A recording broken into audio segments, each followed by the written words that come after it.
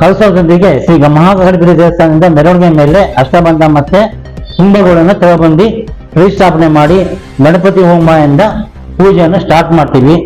ಮಾರನೇ ದಿವಸ ಚಂಡಿಕಾ ಹೋಮ ಇರ್ತದೆ 2ನೇ ತಾರೀಕಿಗೆ. 3ನೇ ತಾರೀಕಿಗೆ ಬ್ರಹ್ಮ ಕಲಶೋತ್ಸವ, ಅನ್ನ ಸಂತರ್ಪಣೆ. ಮತ್ತೆ ಎಲ್ಲ ಭಕ್ತರಿಗೂ ಪ್ರತಿಯೊಬ್ಬರಿಗೂ ನಾವು ಇದನ್ನು ತಿಳಿಸಿ ಹೇಳಿದ್ದೀವಿ. ಆದಷ್ಟು ಜನ ಭಕ್ತರಿಗಳು ಆ ಸೇವೆಯಲ್ಲಿ ಭಾಗಿಯಾಗ್ತಾ ಇದ್ದಾರೆ. ಮಹಿಳಾ ಮಂಡಳಿ ಮತ್ತು ಎಲ್ಲಾ ಸಮಾಜದಿಂದಲೂ ಕರೆದಿದ್ದೀವಿ.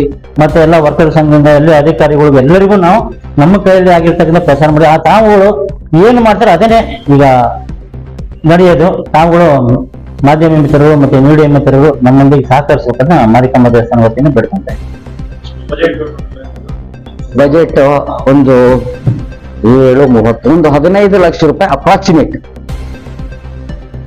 15 ಲಕ್ಷ 15 ಲಕ್ಷಕ್ಕಿಂತ ಜಾಸ್ತಿ ಆಗಲ್ಲ. 15 ಲಕ್ಷ ಮ್ಯಾಕ್ಸಿಮಮ್ ಆಗ್ಬಹುದು ಅಂತ. ಮ್ಯಾಕ್ಸಿಮಮ್, ಮಿನಿಮಮ್ ಅಲ್ಲ, ಮ್ಯಾಕ್ಸಿಮಮ್ ಅಷ್ಟೊಳಗಡೆಗೆ ಆಗತ್ತೆ.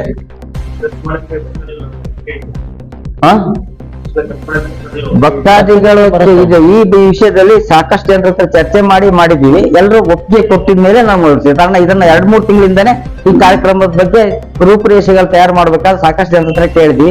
ಎಲ್ಲರೂ ಈ ಕಾರ್ಯಕ್ರಮ ಮಾಡಿ ಅಂತ ಹೇಳ್ಕೊಂಡು ಸಾರ್ವಜನಿಕವಾಗಿ ಯುವಕರ ಅಭಿಪ್ರಾಯ ಬಂದಿದ್ರಿಂದ ಕಾರ್ಯಕ್ರಮ ಮುಂದುವರಿಸಿದ್ವಿ. ಅಷ್ಟೇ ಹಣ ಬರಬೇಕು. ಮತ್ತೆ ನೆರೆದಿರ್ತಕ್ಕಂಥ ಮಾಧ್ಯಮ ಮತ್ತು ಮೀಡಿಯಾ ಮಿತ್ರರೇ ಎಲ್ಲರಿಗೂ ನಮಸ್ಕರಿಸುತ್ತಾ ಶ್ರೀ ಮಾರಿಕಾಂಬಾ ವ್ಯವಸ್ಥಾಪಕ ಸಮಿತಿಯ ನಾಗೇಂದ್ರ ಅವರ ಮಾತಾಡ್ತಾ ಇದೀವಿ. ಏನಂದ್ರೆ ಈ ಕಾರ್ಯಕ್ರಮ ಹಮ್ಮಿಕೋಬೇಕು ಅಂತ 1-2 ತಿಂಗಳ ಹಿಂದ್ಗಡೆ ಕೆಲವರು ಬಂದು ಹೇಳಿದ್ರು ಈ ತರ ಅಷ್ಟಬಂಧ ಆಗಿ 40 ವರ್ಷ ಆಗಿದೆ. ಮೂರ್ತಿ ಯಾವುದೇ ಒಂದು ಪ್ರತಿಷ್ಠಾಪನೆ ಮಾಡಿದ್ರೆ 12 ವರ್ಷಕ್ಕಂತೇಳಿ ಅದನ್ನ ಅಷ್ಟಬಂಧ ಮಾಡ್ಬೇಕು ಅಂತ. ಆ ಕಾರಣದಿಂದ ನಾವುಗಳು 2-3 ಜನ ತಾಂತ್ರಿಕರಿಗೆಲ್ಲ ಕೇಳಿದೀವಿ ಮಾಡೋದು ಒಳ್ಳೇದು ಅಂತ. ಆಮೇಲೆ ಶೃಂಗೇರಿ ಸ್ವಾಮೀಜಿಗಳು ಸಹ ಮೊನ್ನೆ ಬಂದಾಗ ಅವ್ರಿಗೆ ಭೇಟಿ ಮಾಡಿ ಮಾತಾಡಿದ್ವಿ. ಅವ್ರು ಸಹ ಹೇಳಿದ್ರು ನೀವು ಇದು ಒಳ್ಳೆ ಕೆಲಸ ಮಾಡ್ತಾ ಇದಾರೆ. ಯಾರು ಮಾಡ್ತಾ ಇದಾರೆ ಅಂತ ಕೇಳಿದ್ರು. ಈ ಋಷಿಕೇಶ್ ಬಾಯರ್ ಅಂತ ಹೇಳಿ ಬಾರ್ಕೋಟ್ನವ್ರು ಮಾಡ್ತಾ ಇದಾರೆ ಅಂದ್ರೆ ಅವ್ರು ಒಳ್ಳೆ ಜನ ಇದಾರೆ ಮಾಡಿಸಿ ಅಂತ ಹೇಳಿದ್ರು. ಆಮೇಲೆ ನೀವು ಶೃಂಗೇರಿಗೆ ಬನ್ನಿ, ಪೂರ್ಣಾವತಿಗೆ ನಮ್ಮ ದೇವಸ್ಥಾನದಿಂದಲೇ ನಾವು ಏನ್ ಬೇಕಾದ ಸಾಮಾನುಗಳನ್ನು ನಾವು ಕೊಡ್ತೀವಿ ಅಂತ ಸ್ವಾಮೀಜಿಗಳು ಸಹ ಹೇಳಿದ್ದಾರೆ.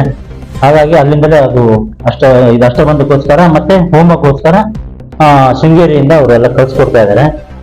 ಮತ್ತೆ ತಾವೆಲ್ಲ ನಮ್ಮ ಊರಿನ ಎಲ್ಲ ಸಹಕಾರ ಮಾಡಿ ಇವುಗಳೆಲ್ಲ ನಮ್ಮ ಜೊತೆಲಿದ್ದಿ ಎಲ್ಲಾ ಕೆಲಸ ಕಾರ್ಯಗಳನ್ನ ನಡೆಸ್ಕೊಡ್ಬೇಕಂತ ನಮ್ಮ ಮಾರಿಕಾಂಬಾ ದೇವಸ್ಥಾನ ಕೇಳ್ಕೊಂತ ಇತ್ತು.